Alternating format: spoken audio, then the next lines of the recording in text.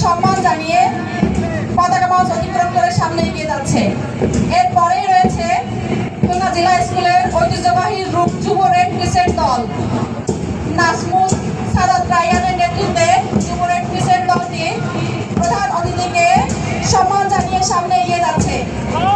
এরপরেই রয়েছে বড় দল। খুলনা জেলা স্কুলের ঐতিহ্যবাহী বড় দলটি গোলাপ দল নামে পরিচিত। মোহাম্মদ পারভেজ রিফাতের নেতৃত্বে বড় দলটি প্রধান অতিথিকে অভিবাদন জানিয়ে সামনে এগিয়ে যাচ্ছে। আমরা দেখতে পাচ্ছি অত্যন্ত বলিষ্ঠ নেতৃত্বের মাধ্যমে গোলাপ দলটি পতাকা মঞ্চ অতিক্রম করলো। এরপরে রয়েছে মাঝারি দল, যাকে আমরা নাম দিয়েছি জবা দল। জবা দলের নেতৃত্ব দানকারী হিসেবে রয়েছে তামিম ইকবাল।